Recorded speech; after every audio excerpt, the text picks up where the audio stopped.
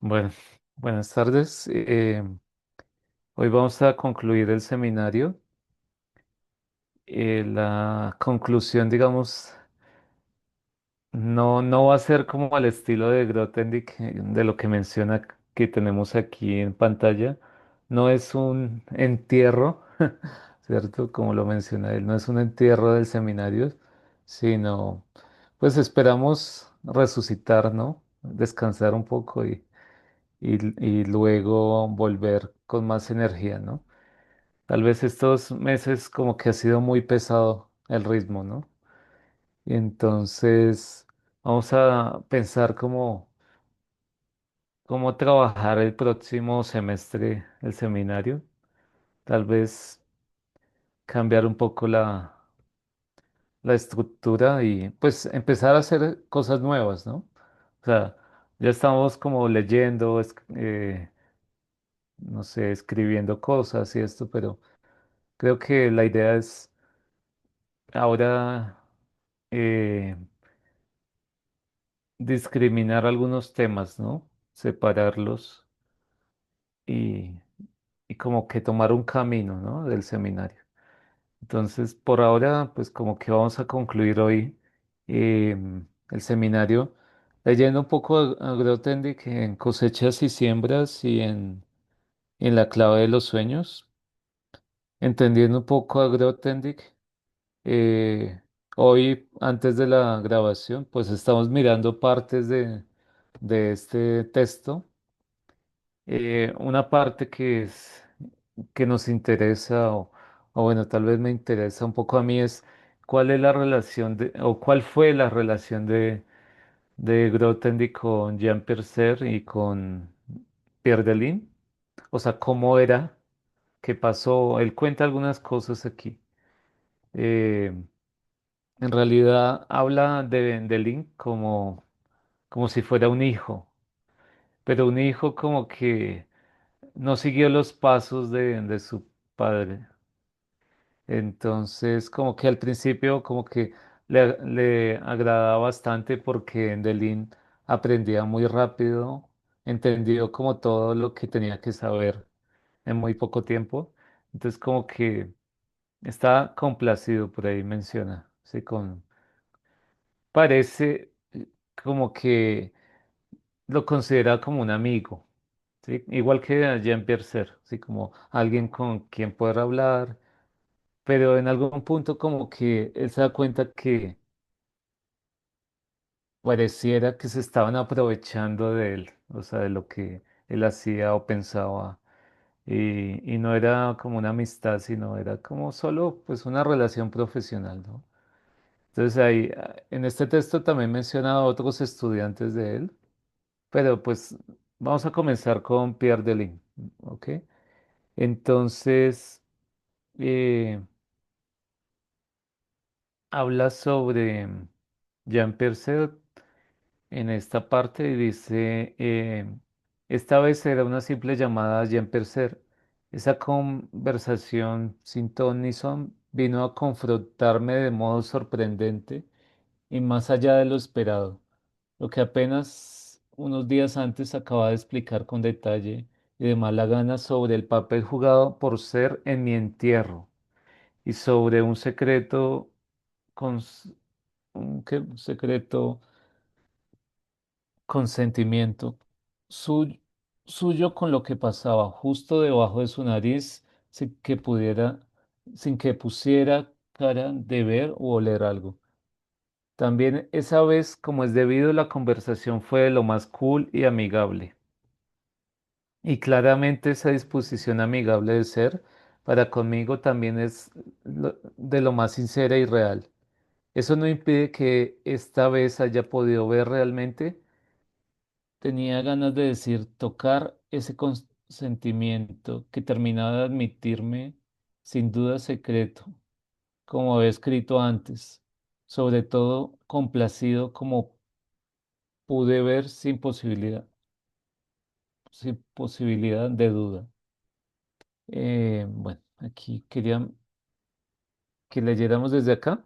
Dice, visto con esa luz, o sea, con la conversación que tuvo con Ser, El principal celebrante de Lin ya no parece como el que ha diseñado una moda a imagen de fuerzas profundas que determinan su propia vida y sus actos, sino como el instrumento más indicado por su papel de heredero legítimo de una voluntad colectiva, de una coherencia sin fisuras que dedica a la tarea imposible de borrar mi nombre y mi estilo personal de la matemática contemporánea. O sea, no sé si lo interpretan como yo. Habla, José.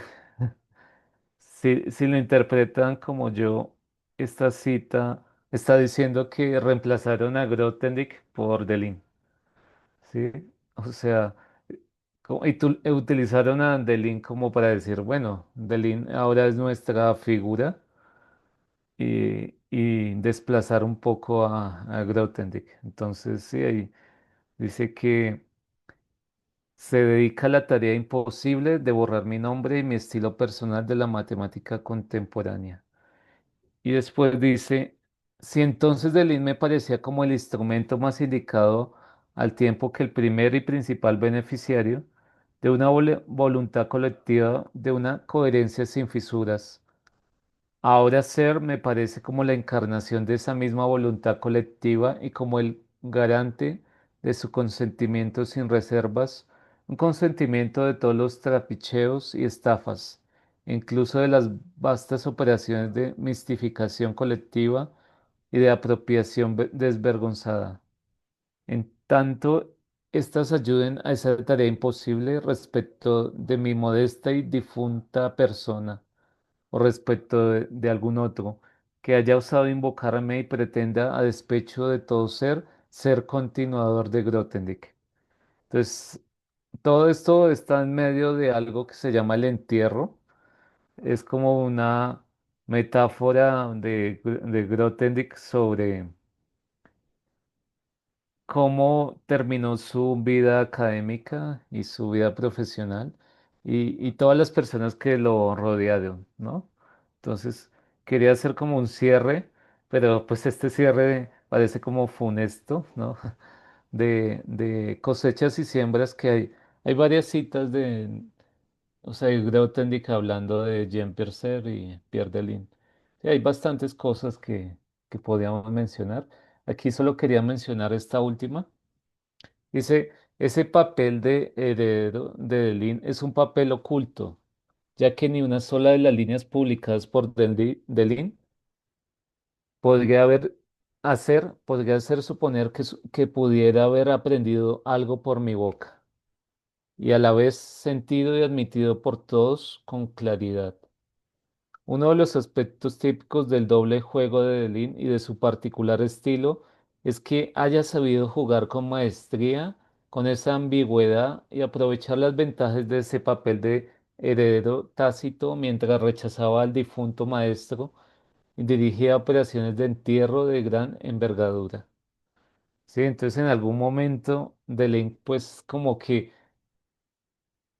de una forma muy suave, digamos, empieza a enterrar a Grothendieck cuando él sale de la academia y sí, y aprovecha pues esa ventaja de que todo mundo lo conoce como el heredero de Grothendieck, ¿sí? Entonces, él se da cuenta de eso y lo escribe aquí en Cosecha de Siembras. Y bueno, creo que me falta esta. Bueno, esto es... eh, creo que es algo similar a lo que vimos ahorita.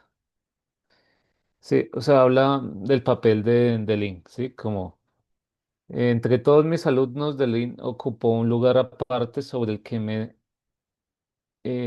extiendo mucho a lo largo de la reflexión. Fue y con mucho el más íntimo, el único, alumno o no, que asimiló interiormente e hizo suya una vasta visión que había nacido y crecido en mí mucho tiempo antes de nuestro encuentro. Entre todos los amigos que compartían conmigo una pasión común por las matemáticas, el más íntimo y con mucho también era Ser, que a la vez había hecho un poco las veces de primogénito durante un decenio, jugó en mi trabajo un papel de detonante de algunas de mis grandes empresas y de la mayor parte de las grandes ideas motrices que inspiraron mi pensamiento matemático en los años 50 y 70 hasta el momento de mi salida. Esa relación tan particular que ambos tuvieron con mi persona no es independiente. Ciertamente, de los dotes excepcionales de uno y otro, que las han asegurado un ascendiente igualmente excepcional sobre los matemáticos de su generación y de las siguientes. Dejando aparte esos puntos en común, los temperamentos y las formas de ser y de Lynn me parecen tan dispares como es posible, las antípodas uno del otro en muchos aspectos. Bueno, hasta ahí llega la cita. Entonces, o sea, es como esa relación de Grothendieck con Delin, ¿no? Si querían decir algo al respecto. Con respecto a The Link y a Ser, no. Sí, la verdad, o sea, Jean Pierre, o sea, me parece una persona muy, o sea, en principio fue muy amable con Grothendieck porque The Link estaba, o sea, había recibido la medalla Fields, estaba trabajando en Francia, en el Colegio de Francia, tenía todos los títulos posibles y Grothendieck estaba en Estados Unidos, estaba en Brasil y entonces, pero igual tenían una correspondencia, se llamaban, se escribían y entonces como que Jean Pierre de alguna forma lo ayudó bastante. Sí, y los trabajos de Grothendieck en realidad son una consecuencia, o no una consecuencia, sino Grothendieck utiliza las herramientas que empieza a inventar o crear Jean-Pierre Serre en los 50. Sí, entonces hay bastantes cosas, hay una relación grande entre ellos dos, ¿no? Y pues llega su estudiante Pierre Delin y aprovecha ese momento de la década de los 60 donde pues empiezan a resolver estos problemas que hemos hablado, ¿no? Entonces, eso quería mostrarles de aquí de cosecha de siembras. Sí, hay más cosas para hablar sobre Pierre Delin, pero eso sería, digamos, por esa parte. Si quieres decir algo más, algo. ¿Quieres que comience con, Sí, con la clave de los sueños? sí, Ah, ok, de acuerdo. Bueno, primero que nada me disculpo por mi voz, estoy algo enfermo, así que voy a intentar toser lo menos posible, sonarme lo menos posible, pero pues ni modo, aquí estamos. Ok, para empezar, este análisis de este texto, cabe aclarar que pues solamente leí las primeras 100 páginas, jeje, una décima parte de mi trabajo, pero como que ya después leyendo algunos resúmenes y todo lo demás, como que puedo entender cuál es la esencia de esto. Primero que nada, mencionar que este texto, tiene un formato de diario.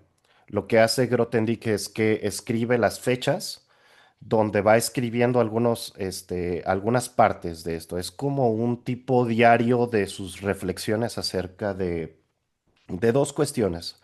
Realmente son dos cuestiones y como siempre es a la Grothendieck, la forma Grothendieck es, no busca sistematizar ni ningún postulado filosófico por el estilo. Si ven que existen tipos de filósofos que se enfocan en sistematizar algún tipo de explicación para algún fenómeno, algún ente, algún ser, si es que existen separaciones, clasificaciones, muchos filósofos se encargan de sistematizar, encontrar toda una serie de axiomas que puedan describir un fenómeno. Pero la forma en la que trabaja Grothendieck es muy diferente. Grothendieck, primero que nada, él nunca dio una definición de motivo a priori. Él dijo, si existen los motivos, se tienen que comportar de esta forma en este caso particular. Si existe esto, se tiene que conformar de este caso particular. Si existe esto, se tiene que comportar así, así, así, hasta que eventualmente da con la sistematización o con la axiomatización. Entonces, hay que entender que Grothendieck trabaja de esa forma. Él trabaja desde un aspecto bastante intuitivo y llega a estructurar, a encontrar la estructura que quiere, a la que quiere llegar. Es esta famosa metáfora del Moby Dick. Continuamente está buscando cazar a la ballena blanca. Entonces, al cachalote, perdón, al cachalote blanco. Entonces, lo que hace Grothendieck aquí en esta parte es que primero hace un acto de queja, de, se queja de sus años pasados, que se enfocó demasiado en su lado matemático y unos 10 años atrás, este texto fue escrito a finales de los 80, empezó con algunas reflexiones sobre sí mismo, perdón, y llega a unas conclusiones tipo freudianas, tipo Carl Jung, llega a tratar de escarbar todo. Cuál es el origen? ¿Cuál es la razón de todo? Entonces, para empezar esta discusión, vamos a decir, primero, quiero que cuenten una experiencia de un sueño que han tenido, menos 18 por favor, y digan qué fue en esencia lo que sucedió, en qué ambiente, cuáles son los elementos destacables y no se preocupen, no es necesario que tenga sentido, realmente vamos a ver que muchas veces lo que sucede en los sueños, en nuestro mundo, en nuestro complejo que nosotros tenemos, en nuestro orden, nuestra forma de pensar cotidianamente o o lo que tenemos en nuestra cabeza no tiene sentido, pero realmente existe un sentido muy profundo detrás. Entonces, primero no sé quién quiera comenzar.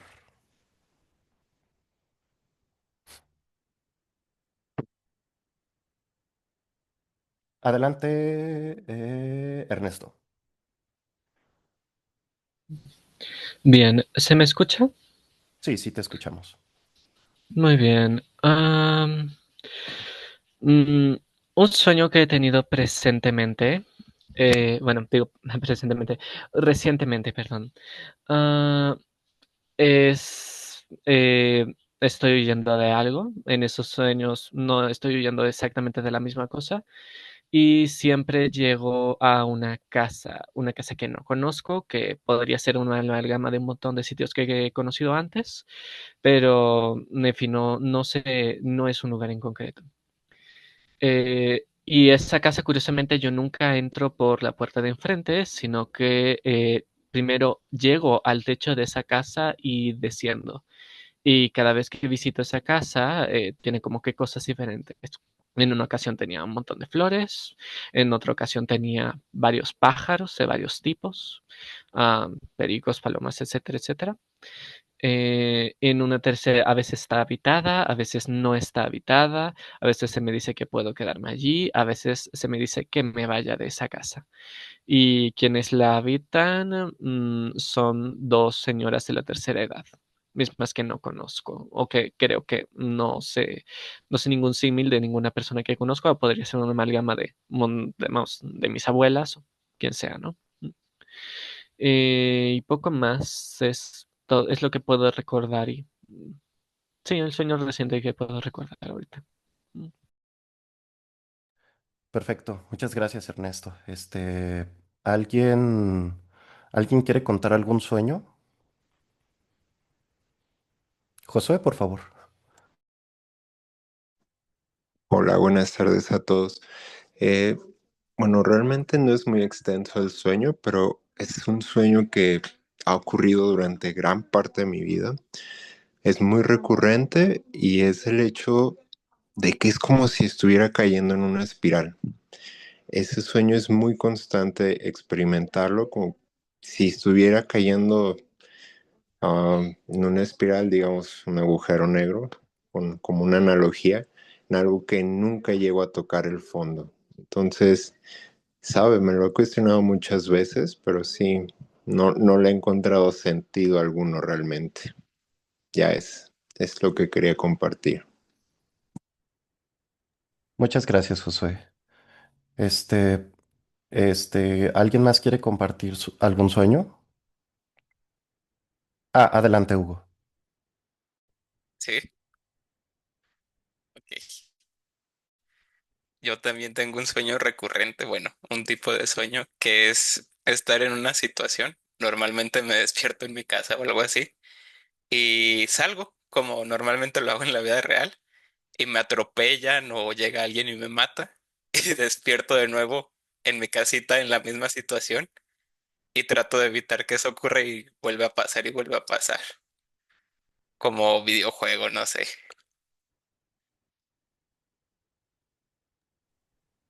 Va que va. Muchas gracias, Hugo. Daniel, por favor. Sí, creo que, o sea, hay algo que me pasa con los sueños y es que no lo recuerdo bien. O sea, pareciera que a veces sueño mucho, a veces no. Depende de lo que esté pasando, ¿no? Usualmente cuando uno tiene preocupaciones o cosas y duerme así profundamente, entonces, o bueno, duerme una parte de la noche bien, así, como que sueña intensamente, ¿no?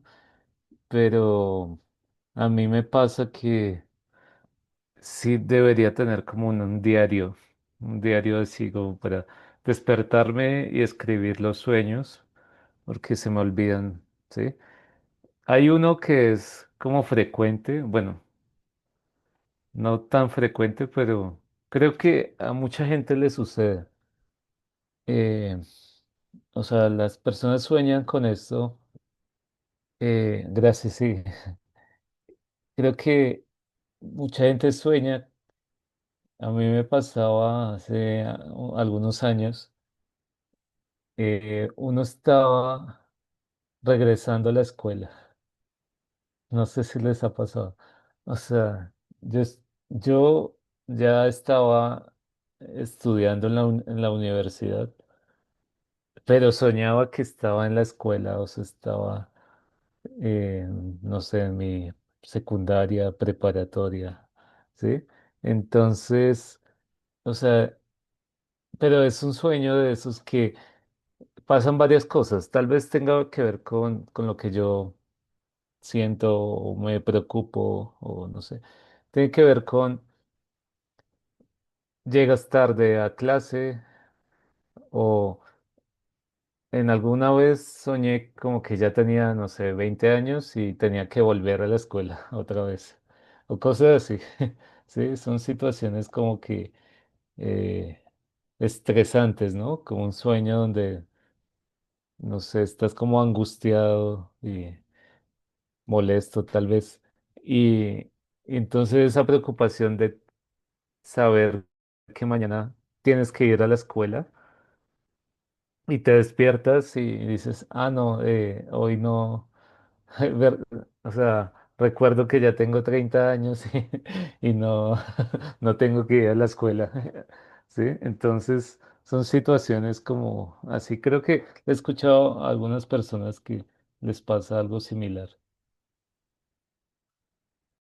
Va, muchas gracias, Daniel. Vaya, sus sueños se escuchan bastante coherentes. El mío es de que estoy en el techo de la casa de mi abuelita volando sobre algún pajarito y estoy peleando contra algo que se parece Bowser. Entonces, realmente en, hay que, hay que plantearnos dos escenarios. Estamos realmente en dos lugares.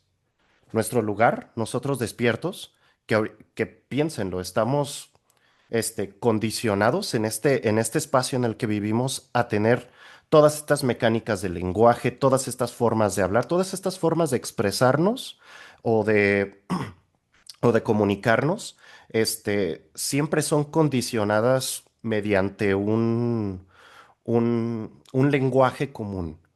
Realmente no es. piensen en las palabras que utilizan diariamente y van a ver que muchas son repetitivas. Entonces, el lenguaje que utilizamos en nuestra cotidianidad está condicionado. Y lo entiendo perfectamente porque nuestra forma de andar usual tiene sus lugares constantes. Vamos a la escuela, vamos al instituto, vamos en el transporte público y esos, en esencia, son los mismos lugares y utilizamos una cantidad finita de lenguaje. Entonces, eso, eso lo que otorga es que si existe otra parte de nuestro ser, y de hecho lo existe, es lo que Freud llama el inconsciente, que tenemos hasta ahorita pues tres partes, que es el inconsciente, el subconsciente y el consciente. Hay mucha información que se queda en el inconsciente. ¿Qué sucede en los sueños? En los sueños es toda una orgía de pensamientos o ideas que ocurren en el inconsciente, en el subconsciente y en el consciente. Todo se revuelve, todo se revuelve, todo choca, todo tiene sentido dentro de nosotros, porque cuando estamos en el terreno de los sueños, se nos hace, tiene todo el sentido del mundo, tiene todo el sentido del mundo que yo me encuentre en ese espacio, tiene todo el sentido del mundo que esté materializado de esta forma. Pero cuando despertamos, cuando volvemos a nuestro yo terrenal, ahí dices, ¿qué carajo soñé? Como que empiezas a enajenarte de de tus pensamientos inconscientes y no les encuentras sentido. Pues sí tienen sentido. Y cada uno de nuestros sueños es una forma simbólica. Cada cosa representa algo, tanto figurativa como literalmente. Entonces es una mezcla de todo. Es continuamente un choque de eventos, un choque de preocupaciones, de sentimientos, de manifestaciones, es un choque de absolutamente todo. Y perseguir los sueños, al parecer, llega, que son de estos momentos donde uno empieza a escarbar sus sueños. Si hay situaciones muy extrañas en tu vida, son los sueños, porque pues parece ser que escapan de toda lógica. Y cuando uno empieza a perseguirlos, empieza a detectar los elementos que provocan cada uno de de estas manifestaciones y por qué chocan unas con otras. Entonces, es algo que tanto Grothendieck como Freud hicieron en, en sus respectivos momentos. De hecho, Grothendieck cita mucho a Freud. Entonces, Grothendieck menciona en La llave de los sueños que lo que él, lo que él hace o dice que los sueños, para encontrar el sentido de cada uno de los simbolismos que aparecen en cada uno de los elementos del sueño, posiblemente se escapan algunos, pero él dice que se ha tardado semanas y una vez que logró descifrar el significado de un sueño en 4 horas y dice que es su tiempo récord.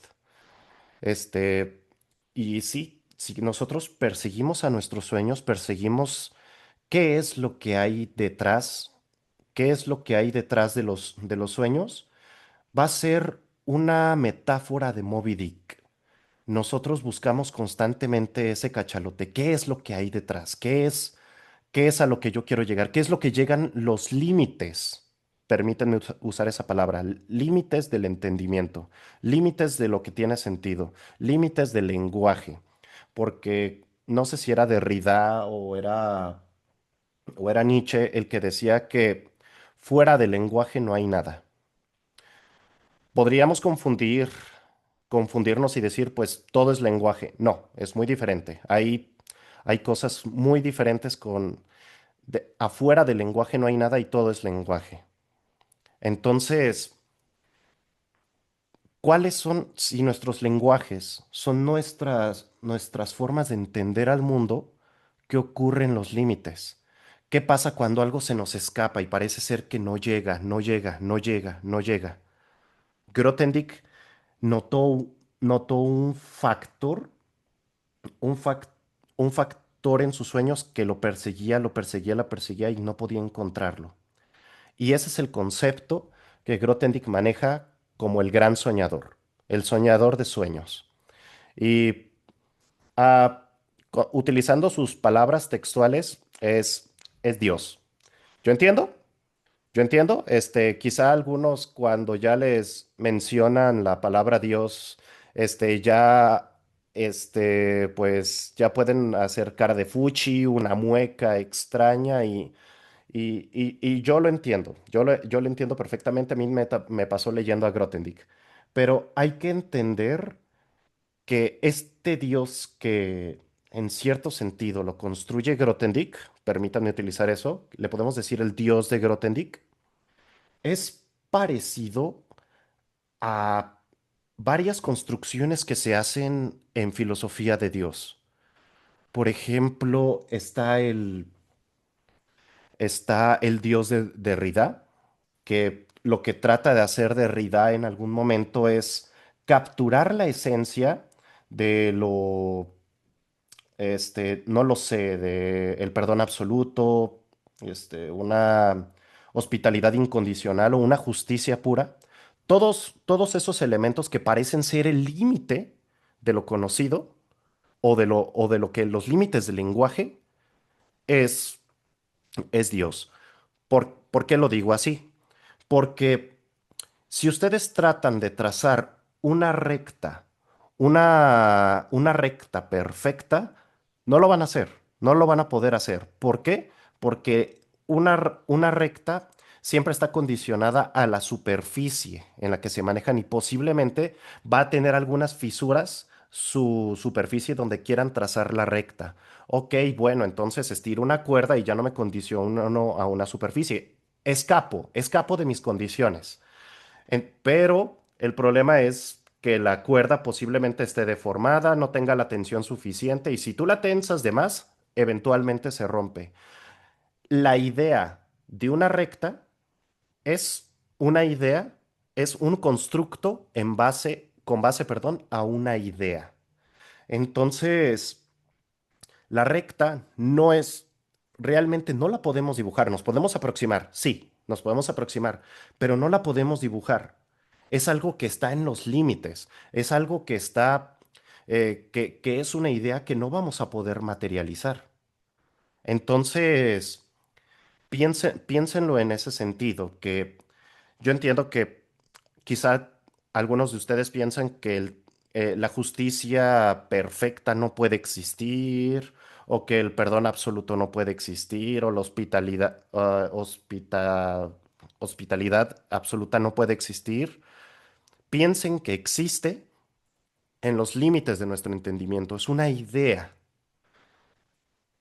Lo que hace Grothendieck en el texto de La llave de los sueños, si él se jacta de eso, dice que quizá yo no lo descubrí, yo no me daría el mérito de descubrirlo, pero lo que yo sí puedo hablar es de una experiencia que yo tengo. Entonces, yo puedo afirmar que mediante mi experiencia existe Dios. Encontrar pruebas, encontrar pruebas de la existencia de Dios, a Grothendieck se le hace absurdo, porque si está en los límites del lenguaje, entonces todo aquello que logremos mecanizar con nuestro lenguaje va a escaparse. Es un concepto que está destinado a escapar. Hay conceptos que son así, están destinados a escapar de la definición. Tú intentas definirlos y ¡pum! Sale algún loquito que esto es esto, no sé, el ejemplo que a mí se me viene a la música es el, el 433 o 422. Es una obra de piano donde no se toca absolutamente nada. Uno pensaría, la música es combinación de sonidos con el tiempo, pero esta persona toda hipiosa, dijo, esto también es música, el silencio también es música, y durante 4 minutos y fracción no toca absolutamente nada. Entonces, ¿dónde está el sonido? ¿Dónde está el sonido? Entonces, la música para mí es uno de esos una de esas ramas que están escapadas perdón, están condenadas a escapar de la definición. También podemos encontrar varios ejemplos, el amor, la filosofía. Hay muchas cosas que están condenadas a escapar de la definición, son indefinibles. Y lo que dice Grothendieck es que Dios está en ese lugar. Y ahora, yo sé que no les dije esto por mensaje, pero... ok, ok. No les dije esto por mensaje, pero quisiera pensar en... quiero preguntarles a cada uno de ustedes. ¿Ustedes qué piensan de Dios? No se alboroten.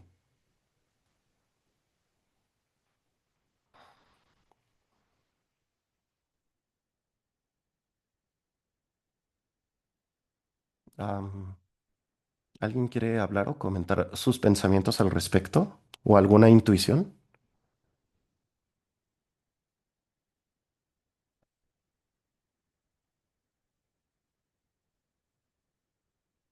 Hugo, adelante. Bueno, yo no creo en Dios, pero tengo, bueno, no una creencia en sí, pero una idea filosófica de Dios, como ese potencial creador del ser humano que tiene el ser humano dentro de sí. O sea, nuestra potencial de poder crear cosas que no existen, considero yo a eso como Dios. Ay, vale, muchas gracias. Daniel, adelante. Eh, es un poco mi idea de Dios, es la forma de verlo como, como lo mencionaste, de algo fuera de los límites. O sea, cuando uno está estudiando, digamos, una ciencia como las matemáticas, eh, hay una noción, digamos, que uno siempre como que siente que hay algo más. O sea, las personas empiezan a trabajar en algún tema y esperan que, o sea, hay como una suerte de fe de que hay una teoría que es correcta, o hay un teorema, o hay una demostración de algo, ¿sí? Entonces siempre hay como algo que uno espera, ¿no? En sí, digamos que es una cuestión de fe, pero también de buscar formas de argumentar o dar pruebas de que algo más existe, ¿no? O sea, dentro de las matemáticas, ¿no? Cuando uno está como demostrando algo, construyendo algo, uno tiene la fe de que sí va a resultar. Puede que en algún punto ya nos damos cuenta que no funciona y pues cambiamos sí, de pensamiento, pero uno siempre tiene esa esperanza, ¿no? Que las cosas funcionen y como que a veces tiene la intuición de que sí van a funcionar. También uno tiene la idea de que hay cosas que se salen de nosotros mismos, ¿no? O sea, nosotros somos muy limitados como seres humanos, ¿no? O sea, cada vez avanzamos más, pero siempre va a haber algo más, ¿sí? Y entonces ese algo más, pues yo le pongo un nombre como Dios, ¿sí? Pero es esa idea de como un límite superior, ¿no? Como algo así. Vientos. ¿Querías hablar, Ernesto? Perdón, es que se me ha estado cortando bastante. ¿Podrías repetirme la pregunta? Sí, estamos hablando de Dios, pero eh, quiero dar una respuesta adecuada. Si me repites la pregunta, por favor. Sí, tú cómo entiendes a Dios? ¿Cuál es el constructo que te suena razonable en tu mente?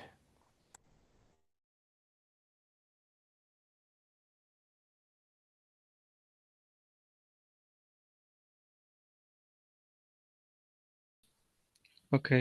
¿Cuál es? Bien. Pero quizá no pienso.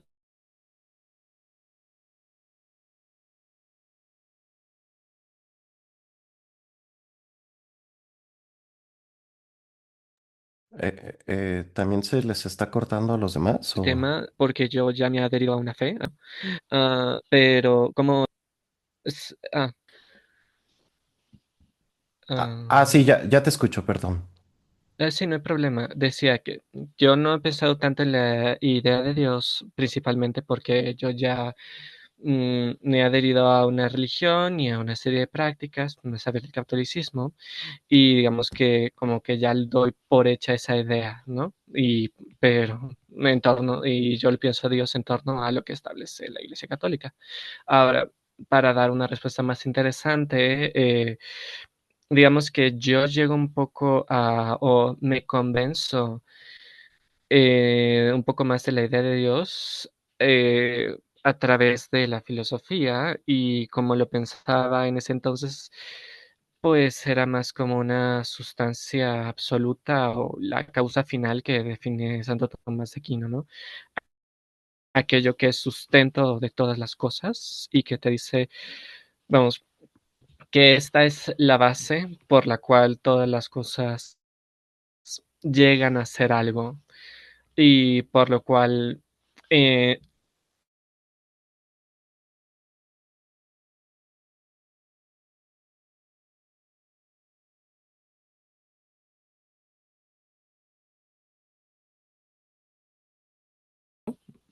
algo, hay un ser. Supongo que toca mucho con básicamente decir que existe el ser y no la nada. Yo al ser absoluto, o bueno, yo entiendo a Dios como un ser absoluto.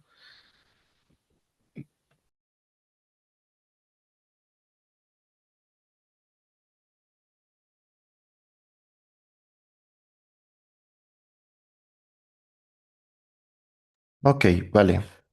Muchas gracias, Ernesto. Este, hay varias formas de pensar a Dios. Y yo tengo algunas experiencias bueno, no son experiencias, son más bien relatos y déjenme contarles.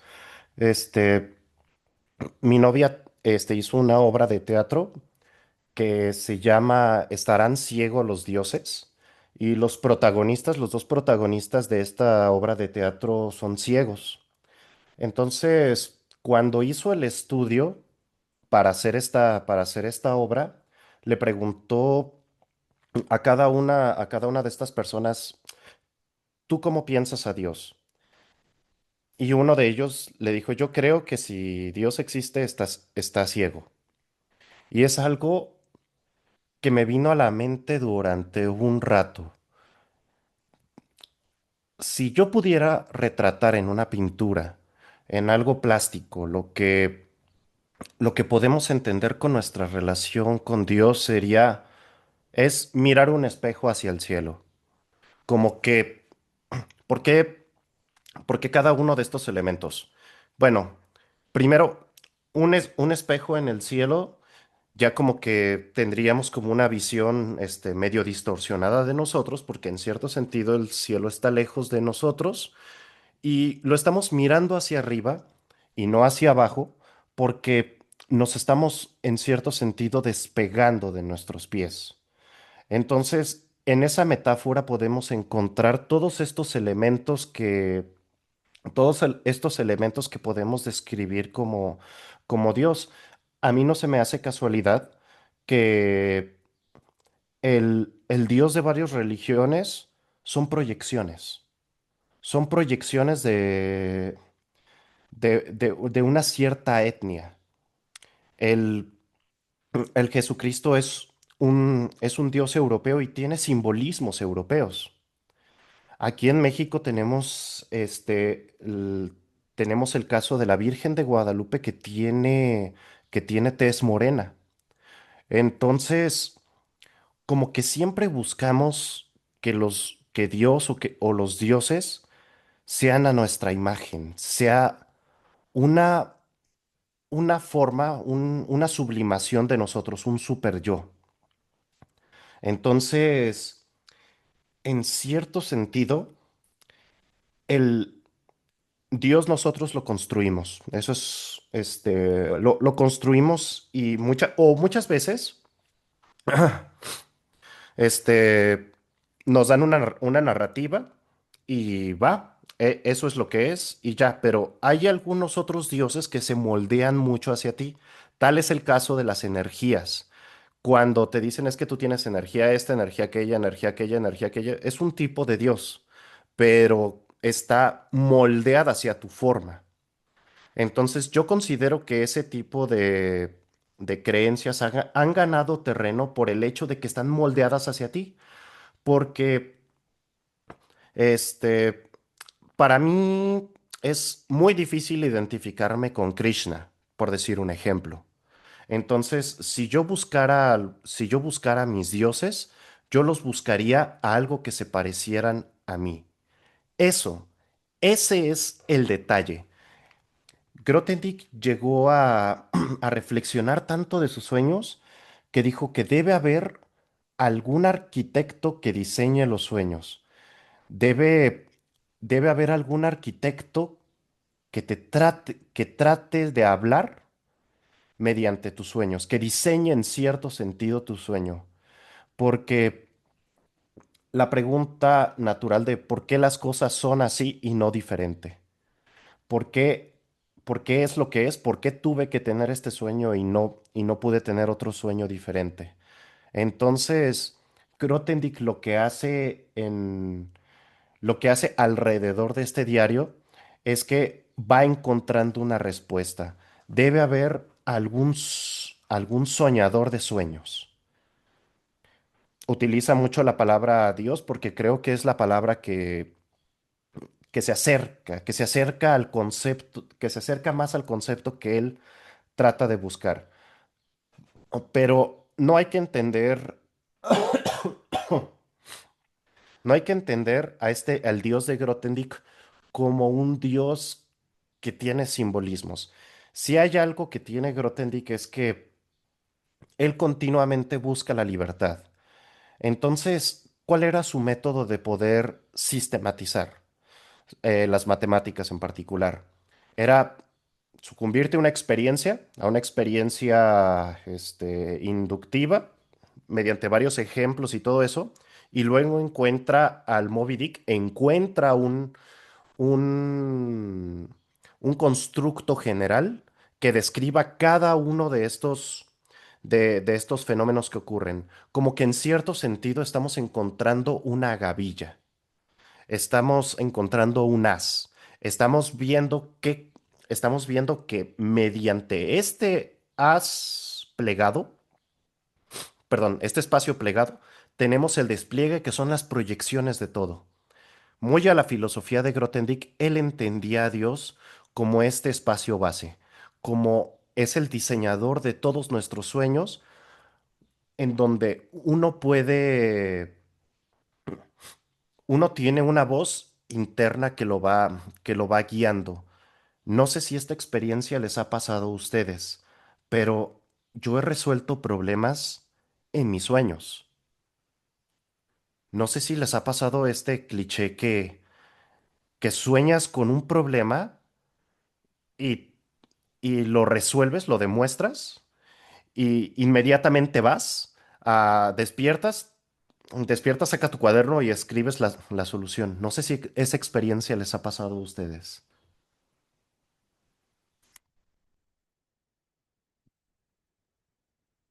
Bueno, quizá fue muy ambiguo la pregunta, pero bueno, asumo que sí les ha sucedido. Grothendieck trataba de describir que estos, estos sueños que nosotros tenemos son manifestaciones de una voz superior. Son formas, son formas que nosotros quizá no podemos tener tan presente, pero lo vamos redescubriendo, habla a través de nosotros y este, este texto menciona una palabra que a mí se me hace muy extraña, muy,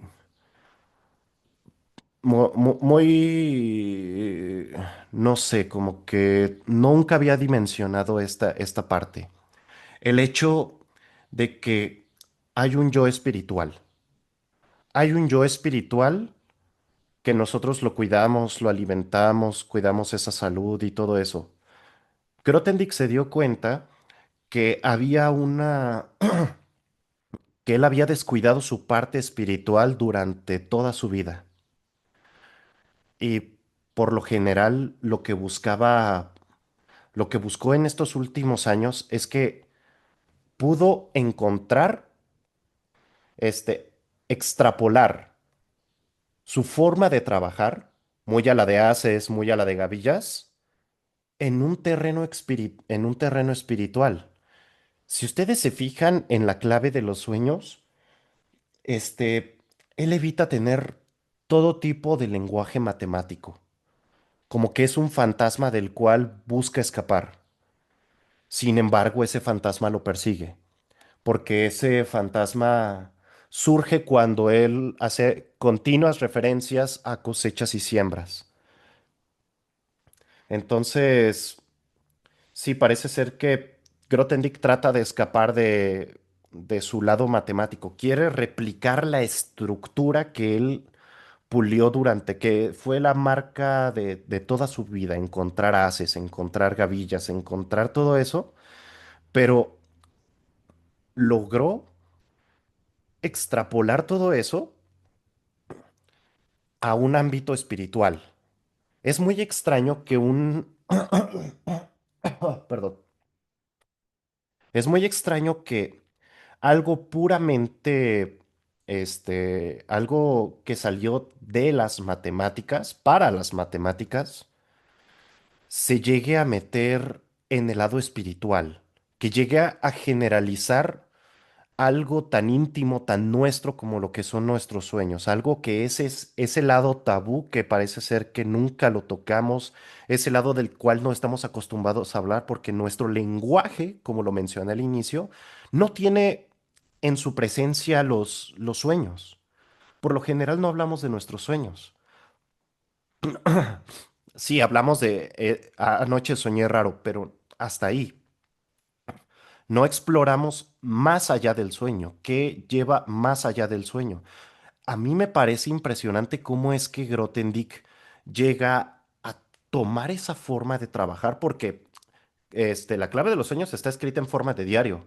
No esperen que sea un texto que ya lo tiene totalmente claro. No, continuamente va escribiendo, va haciendo una bitácora y luego, en unas fechas posteriores dice, aquí me equivoqué, quise decir esto, quise decir esto. Entonces, continuamente se va puliendo Grothendieck. ¿Por qué digo esto? Porque eso es muy Grothendieck. De que si existe Dios, tiene que cumplirse esto, esto, esto. La clave de los sueños es un texto difícil de leer, porque no lleva una secuencia. Eh, Algunas veces lo que hace Grothendieck es que tiene una secuencia, la corta y continúa con una línea de pensamiento totalmente diferente. Pero no quiere decir que las ideas anteriores sean olvidadas. Todo lo contrario, esas ideas tienen resonancia en, en textos posteriores. Entonces, como que la clave de los sueños es una forma de capturar lo que es Grothendieck, la esencia de Grothendieck, el dios de Grothendieck, sin tener aspectos matemáticos, cosa que es muy difícil, porque, porque piénsenlo en este sentido. Cuando ustedes googlean Grothendieck, casi casi les aseguro que las primeras 5 páginas va a decir era un matemático, matemático, matemático, matemático. Esa etiqueta de matemático te persigue durante toda tu vida. Y ponle las etiquetas si son parte natural de la existencia. Cuando venimos al mundo, a este mundo masticado, lleno lleno de cosas, de políticas que realmente nunca se nos preguntó, simplemente fuimos arrojados a esta tierra que ya tenía todo masticadito y moldeado para otras personas. Se nos asignó un nombre, se nos asignó un nombre y ya eso es una etiqueta. Ya tenemos cargando ya tenemos cargando una sola etiqueta por el simple hecho de existir. Entonces, si algo trata de evitar Grothendieck o algo muy grotendiquiano es, por lo menos en este texto, evitar la etiqueta de matemático. Busca de forma indirecta capturar la esencia de lo que es Grothendieck, escapando de todo lenguaje matemático y empezar a hablar en este lenguaje espiritual. Leer este texto, repito nuevamente, que es difícil. Es difícil porque es muy a la Grothendieck.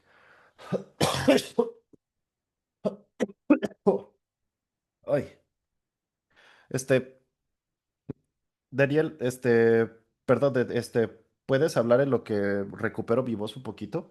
Perdón. Vale, vale. Sí, iba a compartir aquí algo para que leyéramos o viéramos.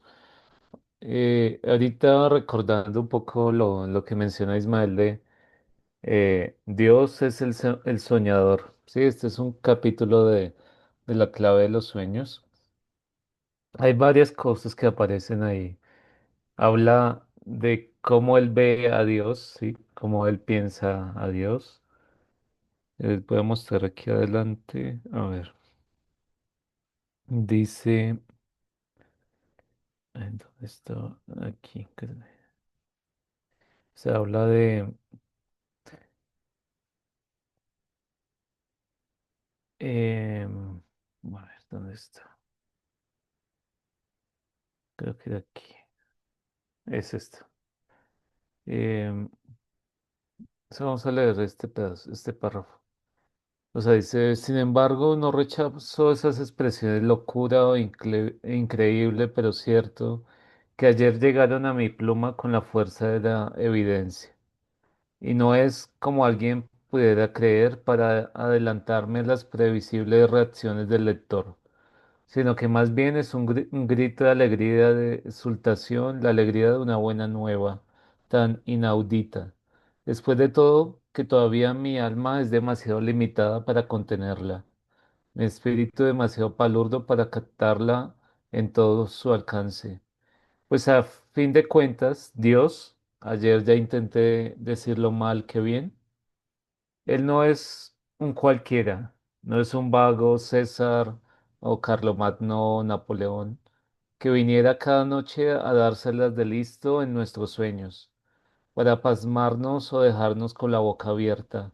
Es Dios, el Señor y el Creador y el aliento de los mundos que lejos de tronar en las nubes y de dejar impasible que se desplieguen inexorablemente las inmutables leyes que Él mismo ha instaurado, es Dios mismo el que nos desdeña, noche tras noche, venir a mi lado igual que al lado del último y del menor entre nosotros, para hablarnos o para hablarse a sí mismo en voz alta, en nuestra presencia.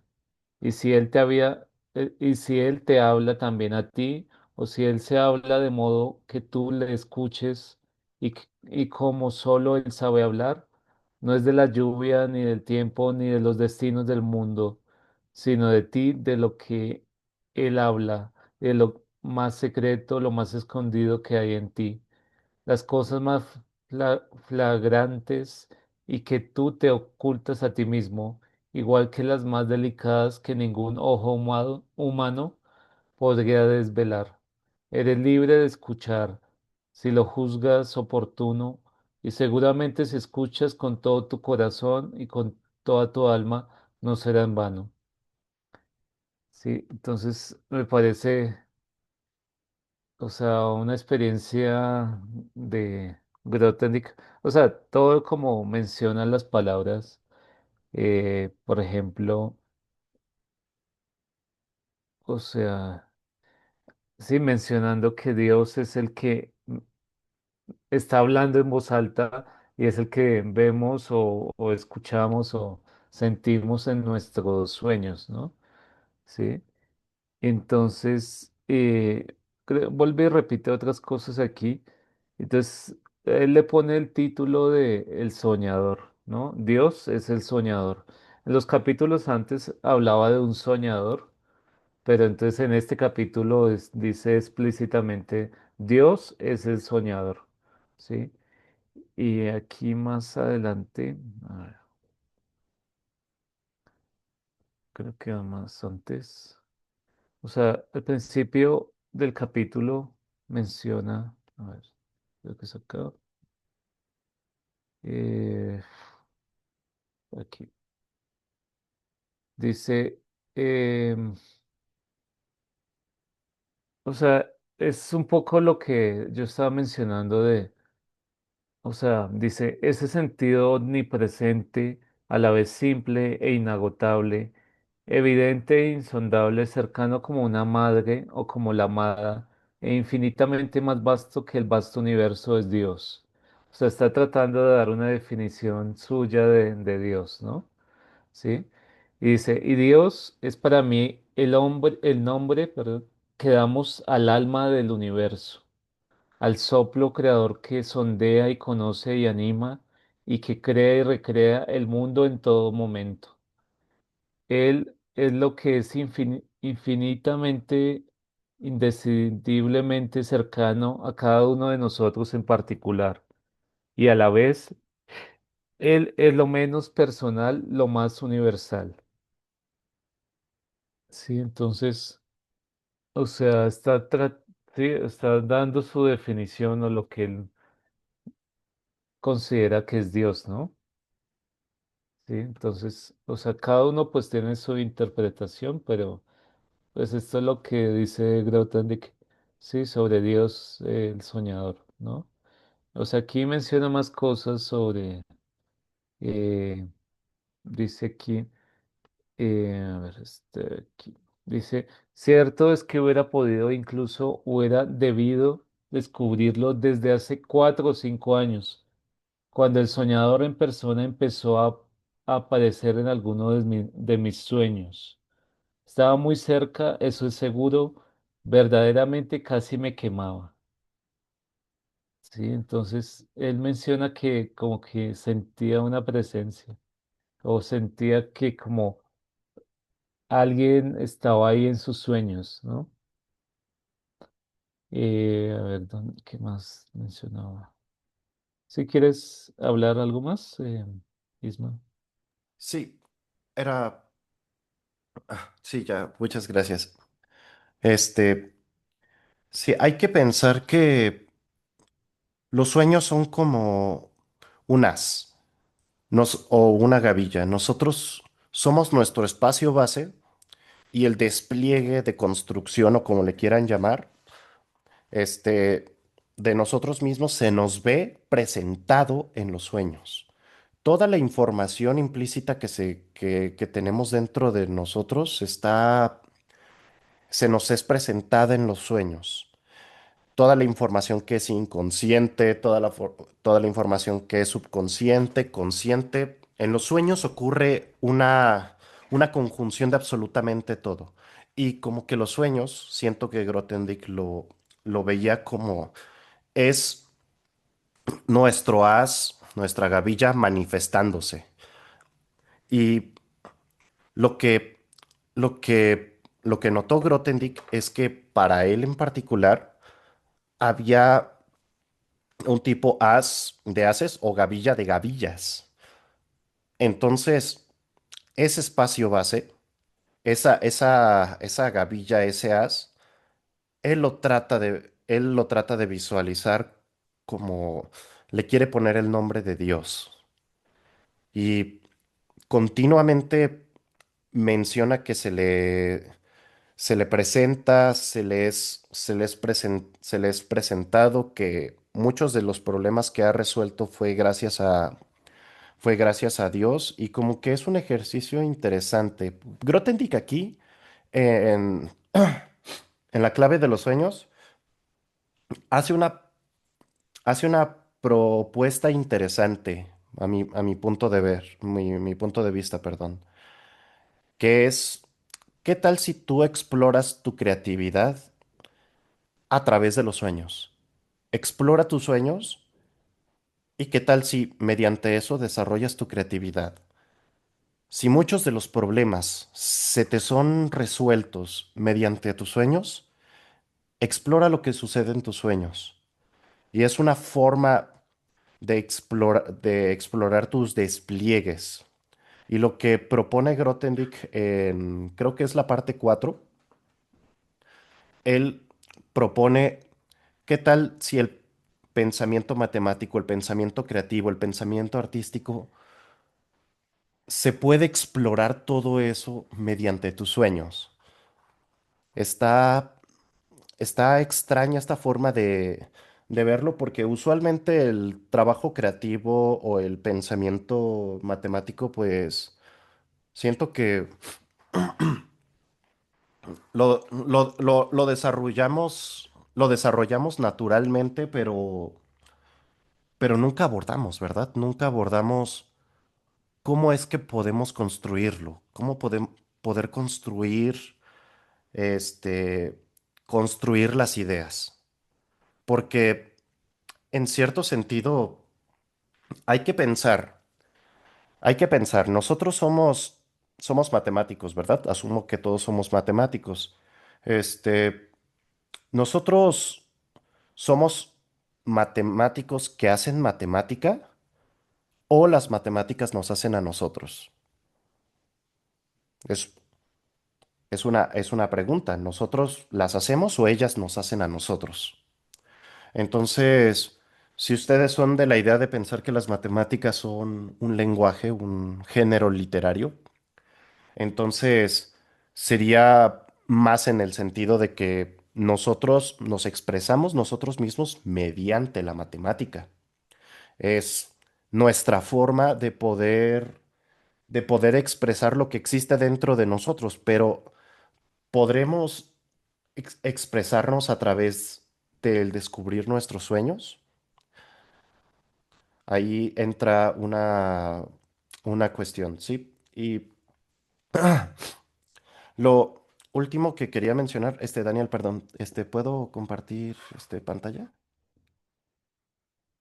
Muchas gracias.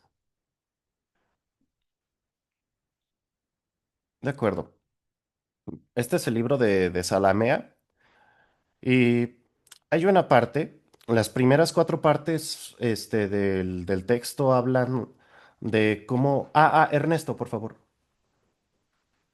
Perdón, solo haciendo un pequeño comentario cuando dije que la segundo, porque pienso que las matemáticas nos hacen a nosotros, y esta es una reflexión personal, bueno, es que al final del día, si uno se fija en el quehacer cotidiano en las academias, en los institutos de matemáticas y facultades, uno se da cuenta de que lo que se escribe en matemáticas está ya encasillado en una teoría que nos viene dada.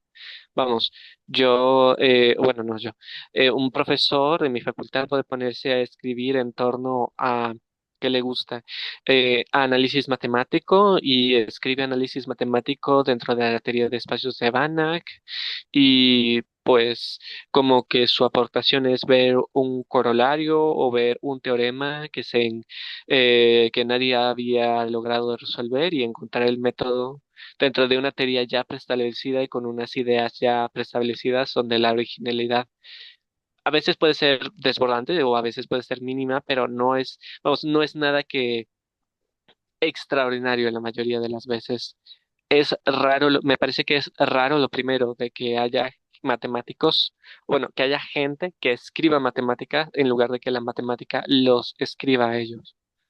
Mm, sí, entiendo entiendo los puntos y ahorita que lo estoy pensando, puede ser que existan los dos, ¿verdad? O sea, que hagan que las que haya personas que hacen matemática y hay personas que las matemáticas los hacen a ellos. Porque ah, Hay varios ejercicios interesantes que yo he efectuado en algunos momentos. Eh, por decir, el caso que yo tengo más presente es que se me dio una definición de álgebra de Lie. Pan, es una transformación bilineal que cumple dos axiomas, bla, bla, bla, bla. Y justamente ahí yo dije, ¿qué tal si dejo de leer este texto? O sea, porque este texto tiene una orientación. Tiene una orientación de que las álgebras de Lie te las definen, o sea, te dan la estructura de definición, observación, digo, sí, definición, observación, ejemplos, teoremas, bla, bla, bla, bla, bla, pero siempre van dirigidos a algo. Siempre van dirigidos hacia hacia que puedan describir algo, algún problema que pues alguien se le interesó. Entonces, todas las demás divagaciones que puedas hacer, realmente no importan. Pero yo recuerdo que en ese caso particular, yo dije, leí la definición, ok, hasta aquí me voy a poner a divagar. Entonces, yo dije, ok, transformaciones bilineales, ok, estos transformaciones en productos tensoriales, entonces puedo hacer esto, puedo hacer esto, puedo hacer esto, y llegó un momento donde vi que a un espacio vectorial le puedes asociar una estructura, todas las posibles estructuras que tengas de álgebra del IAS. Y como que me cosquilló mi parte de funtorial y yo dije, ¿eso será un funtor? Y vi que no. Pero al inicio como que me cosquilleaba el hecho de que, ok, esto podrá ser un funtor, a un espacio le puedes asociar todas las posibles estructuras de álgebra de Lie, que cabe aclarar, eso es un espacio también. Entonces sería como un funtor de la categoría de espacios vectoriales, espacios vectoriales. Entonces la pregunta es, ¿eso tiene estructura de funtor? Y ya vi que no. Pero continuamente sucede eso, ¿verdad? Que cuando queremos encaminarnos o aprender una teoría, por lo general abrimos un libro que es como famosillo dentro del área y ahí te vas, te vas, te vas, te vas, sigues secuencialmente todo el libro, pero nunca te pones a cuestionar de que ¿por qué esto es así? ¿Por qué necesitas esto? ¿Qué pasa qué pasa si realmente no es un espacio vectorial, si es un módulo? ¿O qué pasa si tienes esto? ¿Qué pasa si tienes esto, eso? Es como una tipo de introspección. Y yo veo que, dada la diversidad que tenemos de los libros, este, uno se puede encontrar joyitas, ¿eh? Se puede encontrar joyitas en algún otro lado donde dices, ah, caray, esta línea de pensamiento es totalmente diferente. A ver, voy a explorarlo más, más, y llega hasta cierto sentido a convencerte más. Eh, pero, pero sí son como dos formas en las que podemos caracterizarnos como matemáticos. O nosotros escribimos la matemática o ella nos escribe a nosotros. Entonces, son dos formas y yo creo que existe tanto de uno como de otro. Pero vale, muchas gracias por sacar el tema a la mesa. Yo finalmente quería mencionar, jaja, aquí estás, una de las últimas partes del texto llamada los mutantes. Los mutantes, Grothendieck los describe como varios personajes que lo han marcado a él. Entonces, estos personajes, primero, son personas que dices, ah, caray, pues, ¿cuál es la relación aquí? Primero tenemos un poeta estadounidense, Walt Whitman. Luego tenemos a Riemann. Este, Aquí hay un temita con Riemann, pero sí. Steiner no lo conozco. No sé si tú lo conoces, Daniel.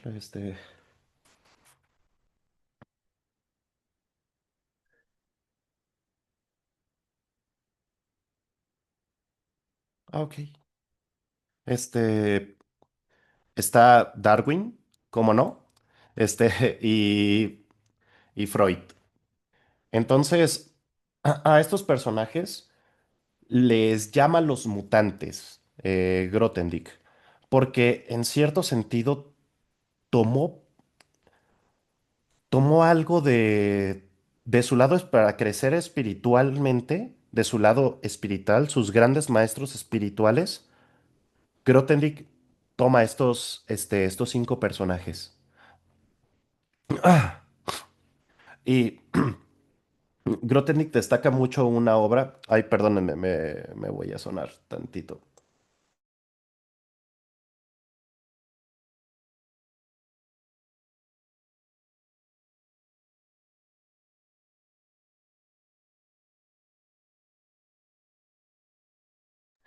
Como nuevo, perdón. Am, sí, esta obra la destaca mucho las hojas de hierba. De Walt Whitman es un conjunto de poemas. Es un conjunto de poemas que giran en lo entorno. Algunos sí son existencialistas, pero como que en Walt Whitman lo que hace Grothendieck es explorar su entorno mediante este poeta. Y hay un personaje que quiero destacar, que es el personaje de Riemann. Riemann aquí, Grothendieck menciona una cosa. Usualmente conocemos a Riemann por ser un matemático, pero Grothendieck dice es que Riemann no solo es un matemático, es un pensador, filósofo y metafísico. Resulta ser que Riemann tiene otro tipo de textos que hablan, que tienen un índole más filosófico. Y a Grothendieck entiende, él ve que Riemann en el área de geometría es muy fuerte, las ideas de Riemann permearon bastante, pero lo que hace Grothendieck es que ve que las ideas geométricas de Riemann se pueden replicar en el ámbito espiritual, en el ámbito metafísico. Y al parecer, yo no conozco esos textos, pero Riemann también habló también hizo metafísica de una forma muy geométrica. Por lo general conocemos a Riemann por el lado matemático, pero nunca nos ponemos a pensar si Riemann fue algo más. Por lo general, eso pasa, ¿eh? Se te presenta una etiqueta, ¡pum! Matemático y ya. Dice, solamente hizo matemáticas toda su vida y no hizo ninguna otra cosa. Pero al parecer este personaje, Riemann, hizo mucho más que solamente matemática. Y Grothendieck, para considerarlo uno de sus mutantes, uno de sus transformadores de espíritu, al parecer sí debe tener tratados, tratados filosóficos Riemann que permearon tanto en la personalidad de Grothendieck.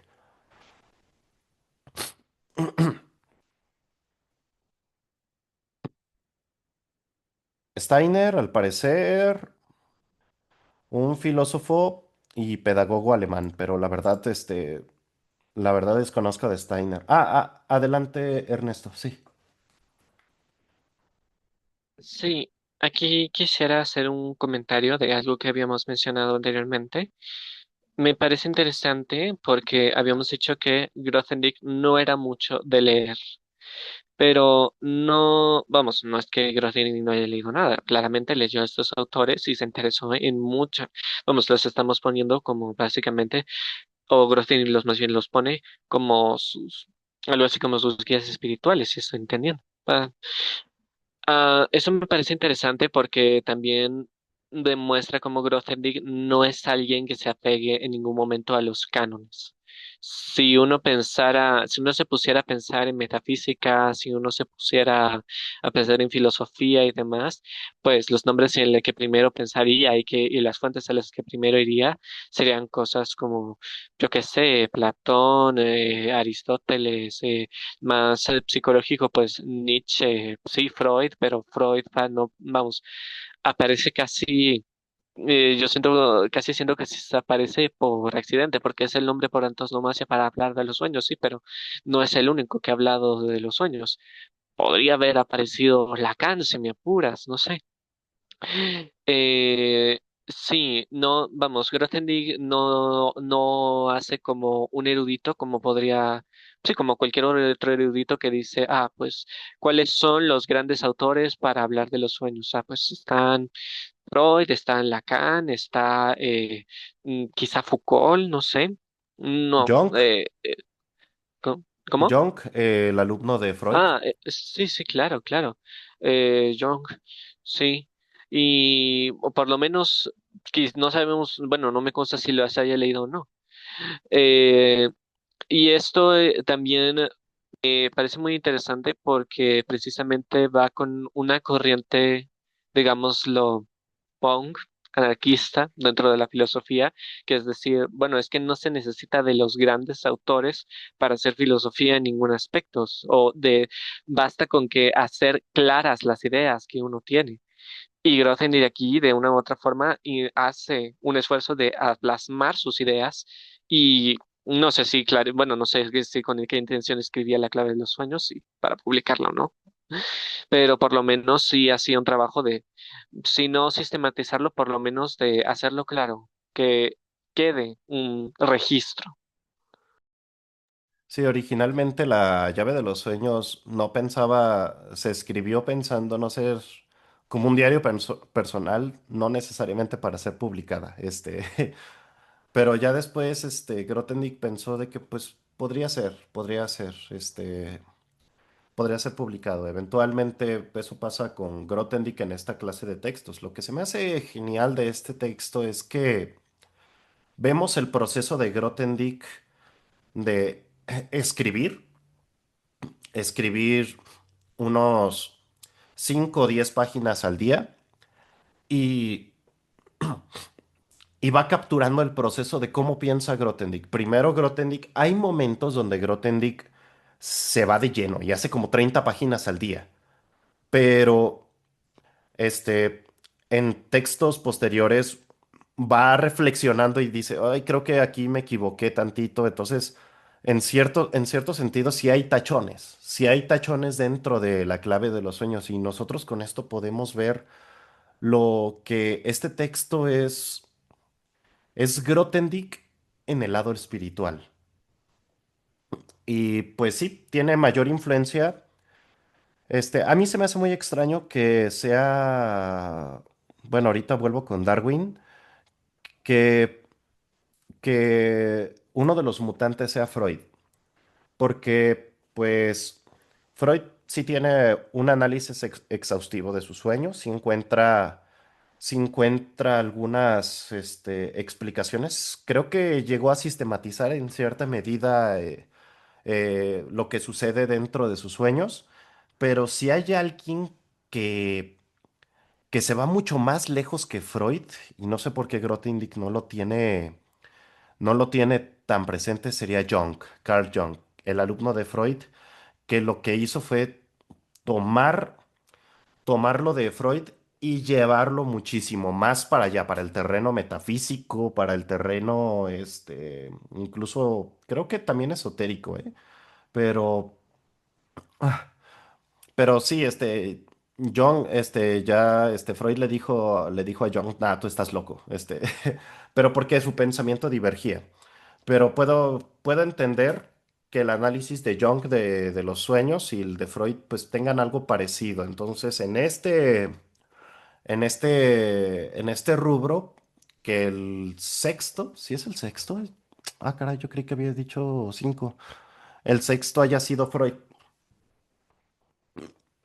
Entonces, ¿quién fue el cinco? ¿De qué me perdí?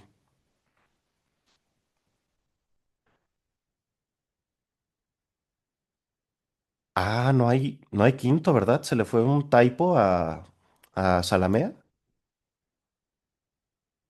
Sí, ¿verdad? Yo creo que sí se le fue un typo porque no veo el número 5. Sí, entonces sí, sí, sí, sí. Freud es el quinto. Entonces,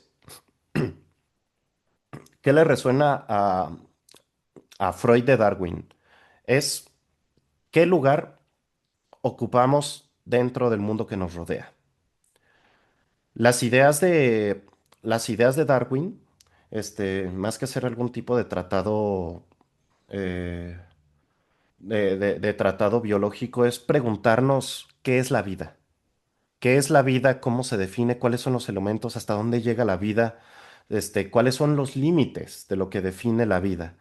Y esos trabajos, este, resonaron en toda una generación. En toda una generación resuenan los trabajos de Darwin. Hay una charla muy famosa, se las recomiendo, de ¿Qué es la vida? De Antonio Lascano, un biólogo genial, un biólogo mexicano, este, muy representativo de aquí de México. Y si tienen la oportunidad de ver su charla de ¿Qué es la vida? eh, Van a quedar maravillados. No necesitan tener lenguaje biológico para poder entenderlo, porque él se mete más en cuestiones filosóficas. Creo que podríamos entender cuál es la repercusión que tiene Darwin en Grothendieck mediante esa conferencia. Si vemos esa conferencia, que continuamente se cita a Darwin porque es en base a su trabajo, eh, podemos entender cuál es cuál es la repercusión que tiene Darwin en la vida espiritual del Grothendieck. Como el yo que estoy haciendo aquí. ¿Cuáles son los límites que me definen? ¿Soy yo o a la filosofía de Yoneda, mis proyecciones?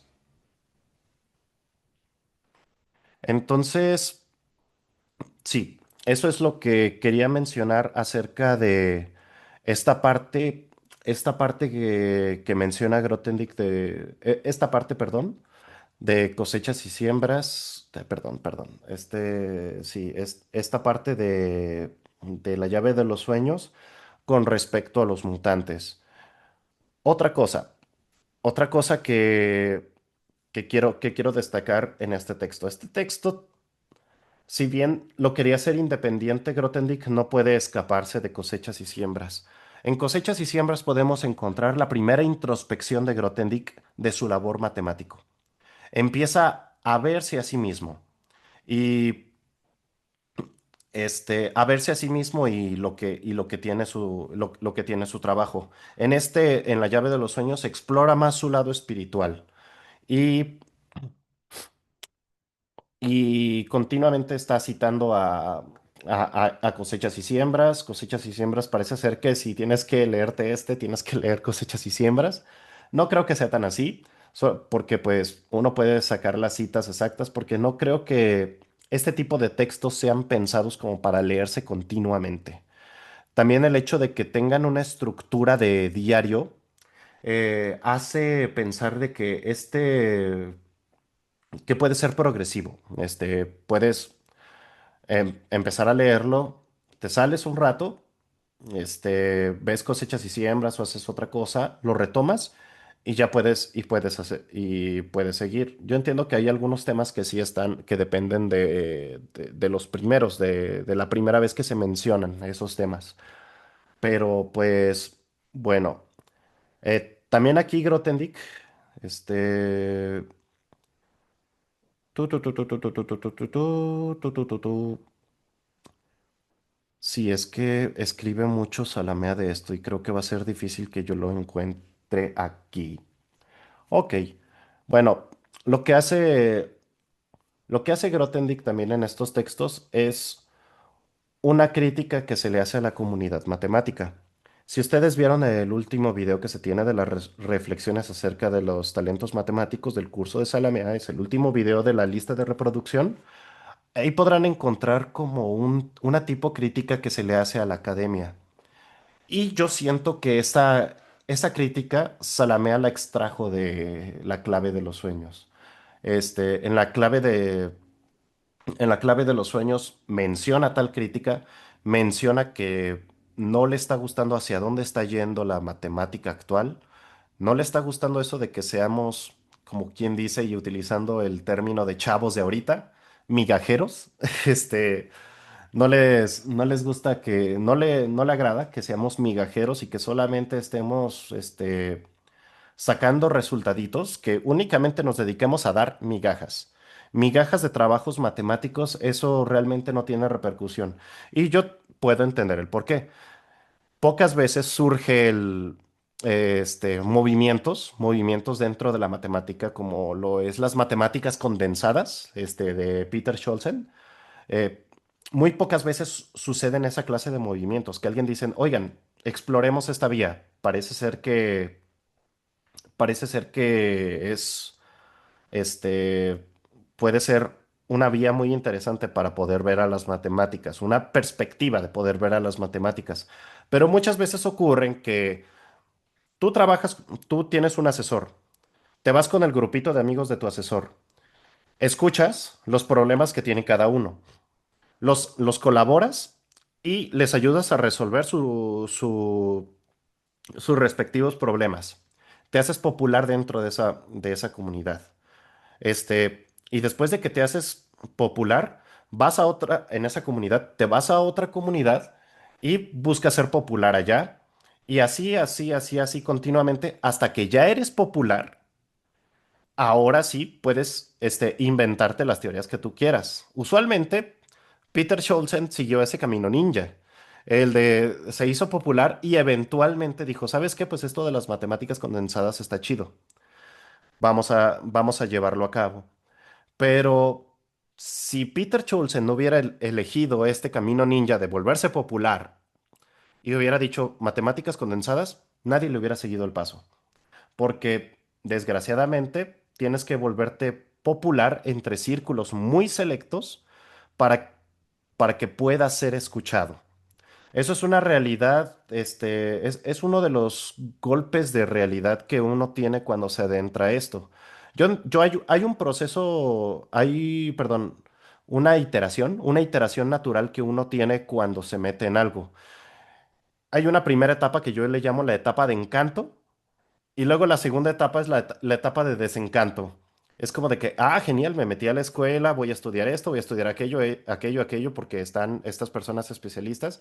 Y después te desencantas, descubres que pues, que realmente pues es o el alumno el que da las clases, o que ahí en el departamento de matemáticas tienen dinámicas extrañas, o que realmente tienen actitudes pues muy violentas con respecto a las chicas y ese tipo de cosas uno dice, ¡ay! Entonces hay, hay un proceso natural que yo digo que es, te encantas y luego te desencantas. Entonces, ya perdí el hilo. Estábamos con el tema de la crítica de la academia y estabas mencionando que Salamea podría haber tomado su crítica a la academia hacia al final de su minicurso de la clave de los sueños de Grothendieck y que eso nos conduce a pensar que Grothendieck claramente estaba en contra, digo, creo que ya sería una obviedad, de otro modo no se hubiera salido de la academia, de que estaba en contra del rumbo que estaba tomando. No sé si estaría en contra de esta dinámica, este networking, de que básicamente tu única posibilidad de empezar a destacar en matemáticas es una vez de que tienes una red de contactos que te permite eh, llamar la atención sobre un tema que a ti te interesa y que si tú no tienes esa red de contactos que se construye a veces por pura casualidad y suerte, o porque estás en el centro de las matemáticas, como Grothendieck tuvo la oportunidad de estarlo, básicamente te quedas en los márgenes y si quieres participar de la academia, te toca hacer esos pues pequeños trabajos nobles, buenos, interesantes, por supuesto, pero como mencionábamos, migajas al final del día, fragmentos dispersos que es muy difícil de recolectar y no se termina de ver cómo terminan siendo parte de una teoría más grande o si tienen algún tipo de conexión para empezar. Exacto. Sí. Grothendieck y muchos matemáticos están, este, por decir otro ejemplo que no sea Grothendieck, el Perelman, Grigori Perelman, a él no le gustaba el ritmo que estaban tomando las matemáticas. Él consideraba que igual se estaban haciendo migajas. Y hizo una teoría geométrica para poder demostrar la conjetura de Poincaré.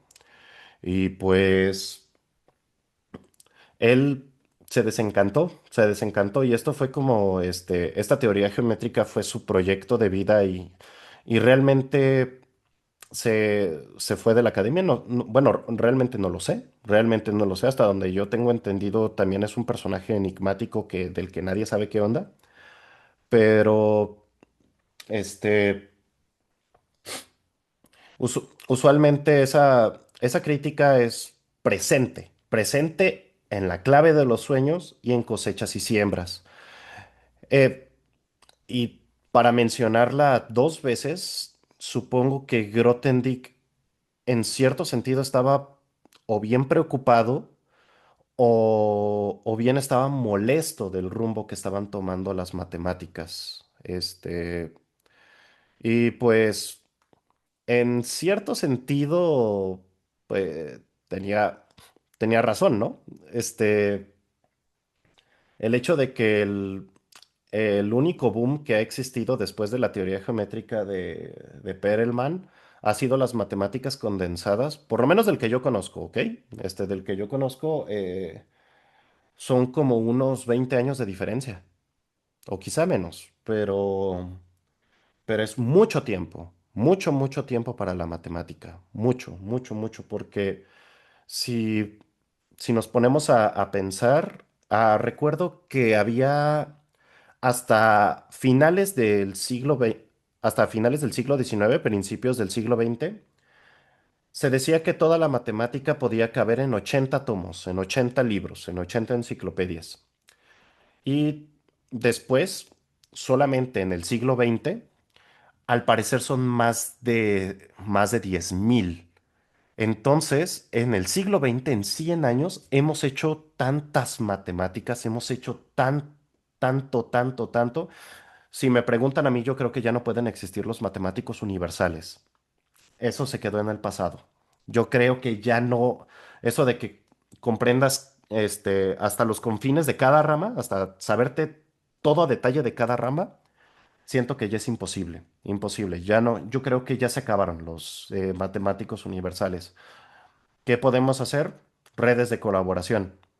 Este es una tipo propuesta, pero, pero realmente lo que caracteriza ese siglo XX fue una época de grandes matemáticos, de grandes exploradores, de grandes leyendas, de muy grandes, con ideas innovadoras, y no solamente en el rubro de la matemática, en el rubro de filosofía, en el rubro también de algunos que analizaban cosas sociológicas. Tenemos a Foucault dentro de ahí. Es impresionante lo que nos trajo el siglo XX, a toda la humanidad. Y pues, este, comparando lo que ocurrió con estos años, con estos primeros 20 años de lo que ha ocurrido en el siglo XXI, yo creo que está un poquito flojito. Sí se está como cumpliendo a lo que Grothendieck temía. Ok, vale, ¿alguna duda?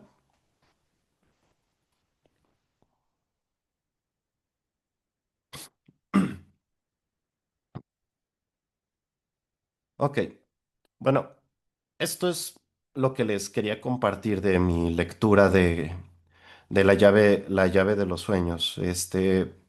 No sé si Daniel quieras agregar o puntualizar algunas cosas o algo así.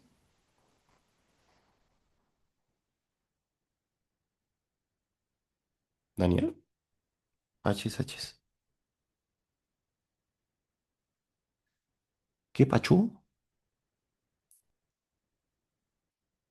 ¿Sí te tenemos aquí, Daniel? Chale. Voy a soñar.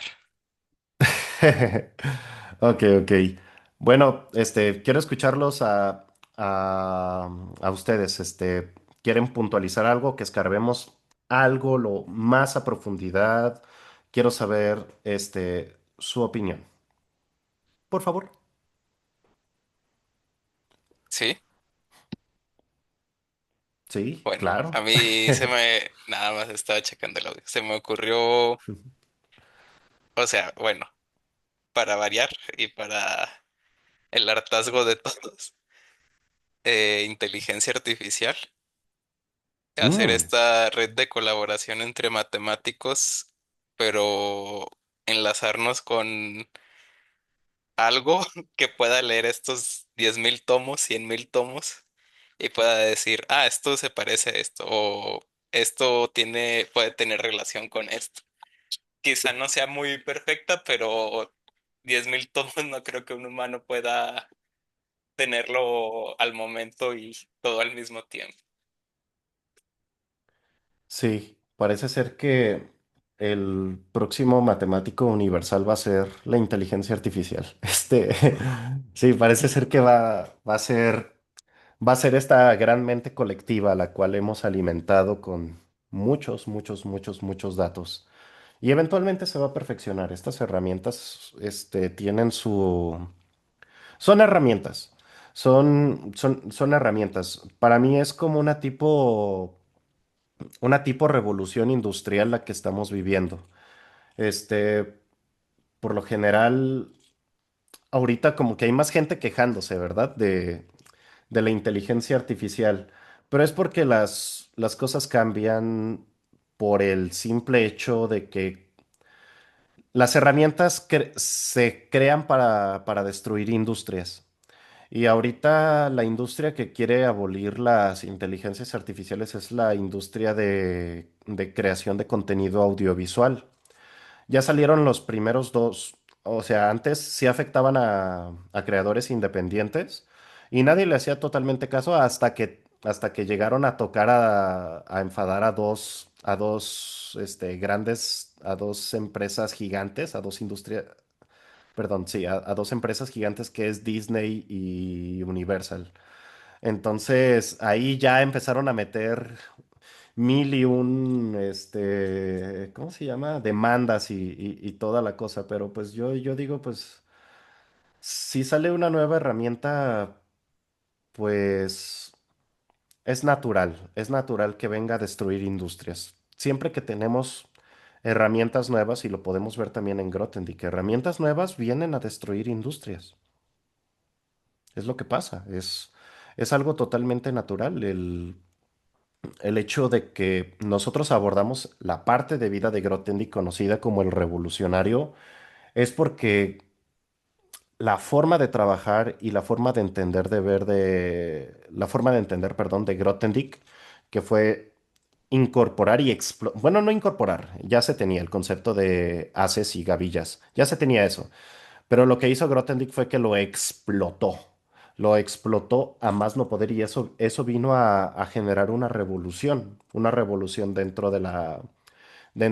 de las matemáticas.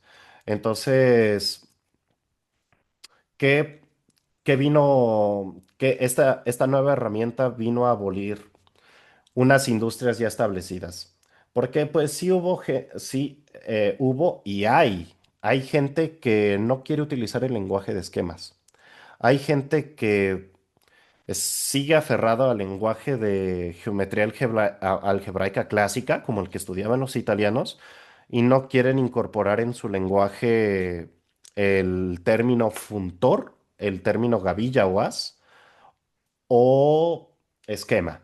Entonces, sí, las herramientas vienen a abolir industrias. Eso creo que ha sucedido siempre. Bueno, desde que existen industrias, ¿verdad? Sin duda.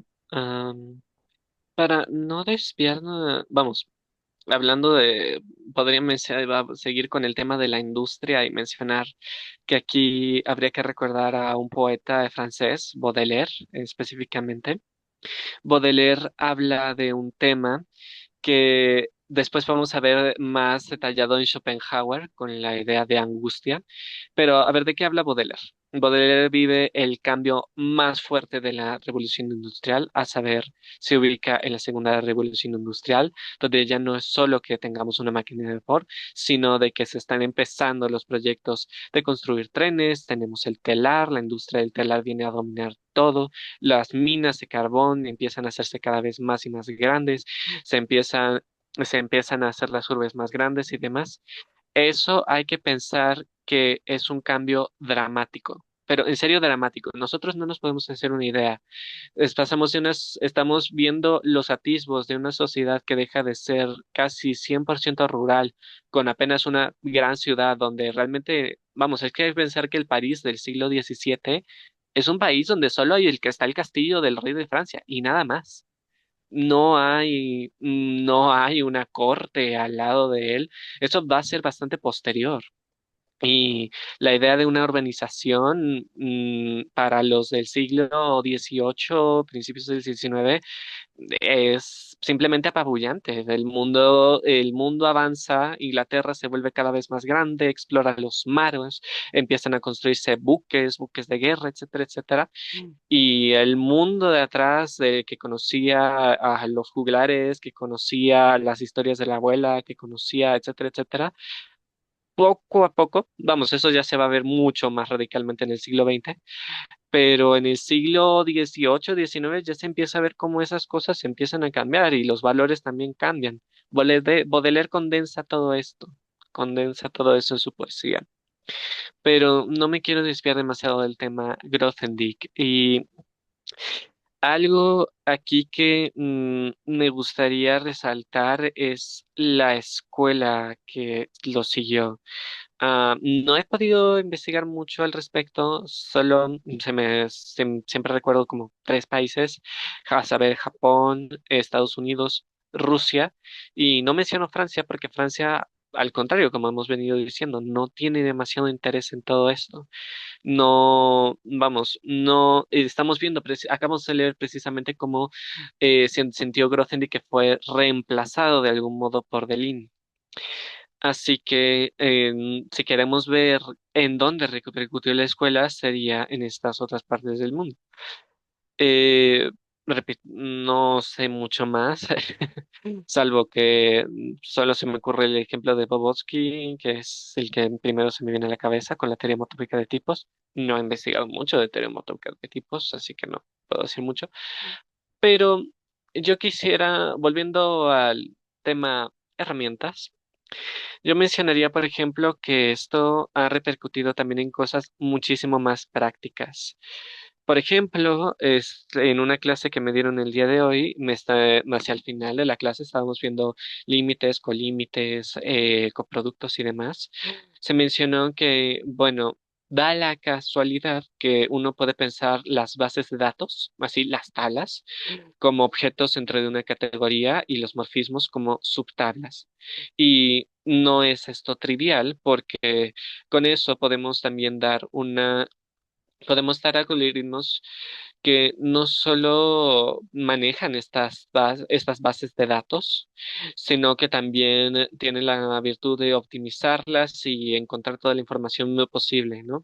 Como que categorías también abre muchas pautas para lo que en algunos ámbitos conocen como data mining. Aquí pongo la mano en el fuego, yo sé que data mining significa algo completamente diferente y no sé qué tan todas las categorías están allí. Y pero mira, lo que quiero llegar, esta tecnología no es trivial porque, por ejemplo, es la tecnología que usa el Pentágono y otras instituciones y gobiernos de los Estados Unidos para manejar sus bases de datos y también para poner sistemas de seguridad a las mismas. ¿Sí? No es, eh, pues sí, al final del día, lo que siento que la industria que va a terminar destruyendo la inteligencia artificial, más que la de los matemáticos o la de los cineastas o productores de contenidos de masa, es a los que se dedicaban a hacer bases de datos, porque es lo primero que se puede hacer con una inteligencia artificial. Mm. Justo, justo es un monstruo esa industria, los generadores de bases de datos, porque este es conseguir bases de datos es muy difícil. Es muy difícil. Entonces, siento que diste con el clavo. Siento que si la primera industria que va a caer en eso es la de los bases de datos. Y sí, es un monstruo, Bueno, realmente veremos, ¿no? Veremos qué es lo que va a suceder con esas personas, porque sí hay muchas personas, ¿no? Trabajando en bases de datos.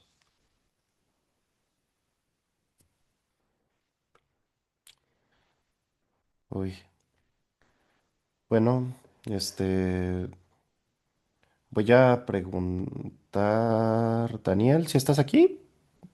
Sí, sí. Ok, perdóname. Este, ya terminé de hablar de los mutantes y nos pusimos a hablar de distintos temas.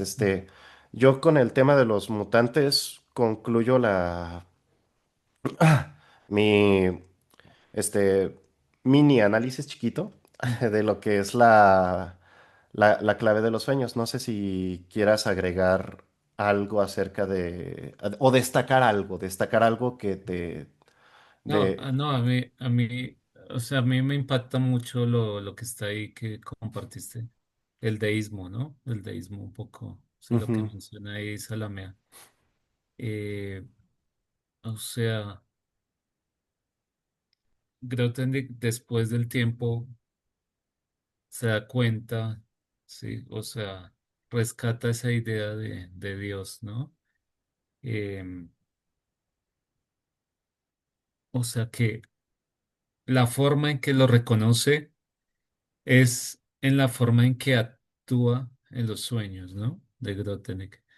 Creo que hay algo que señalaste tú, era de la primera parte, Grothendieck cuenta, o sea, está hablando de su primer sueño, ¿sí? O tal vez el primero que recuerda, ¿no?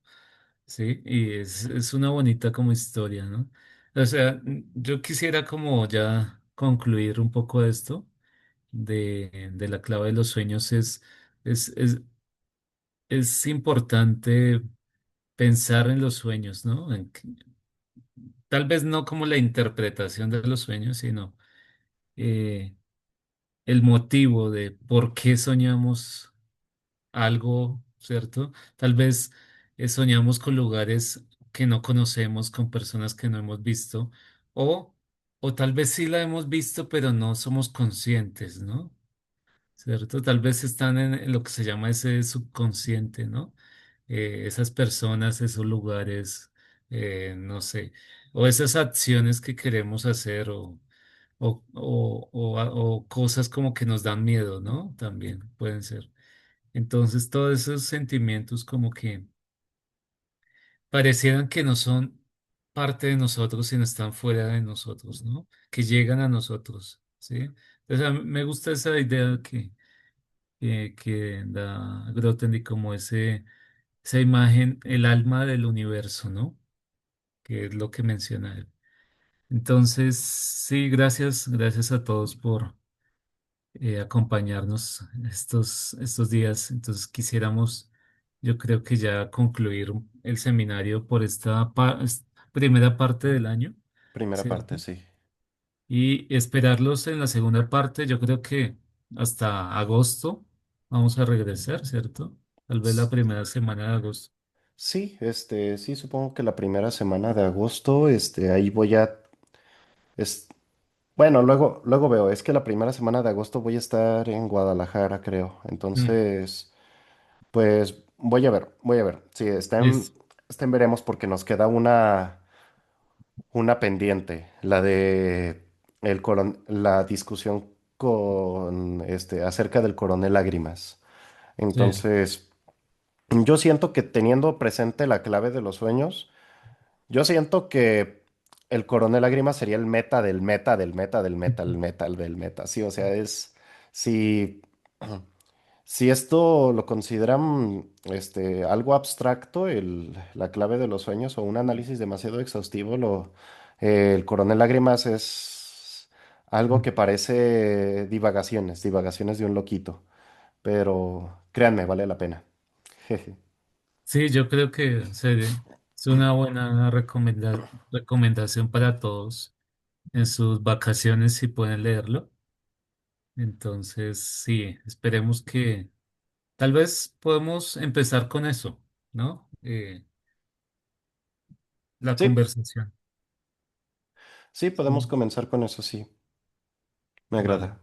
Entonces sí, les estamos contando qué vamos a hacer y en qué fechas y todo esto, pero muchas gracias también por sí, aguantarnos 2 horas. Sí, Vale. muchísimas gracias y pues este video lo van a encontrar en el canal de YouTube. Yo supongo que en unas 2 horitas. Y pues sí, suscríbanse, denle like, no te creas, no, no, no, hagan lo que quieran, pues, pero sí. Ah, sí, te voy a enviar los que yo tengo, se me ha pasado los Ah, sí, videos. no, no te apures, va que va. Hugo, creo que... Ah, y le hizo así como manita arriba. Ok. Sí, gracias a ustedes entonces. Yo creo que nos veremos hasta agosto. ¿Listos? Entonces, Ajá, ajá, buenas ajá. vacaciones.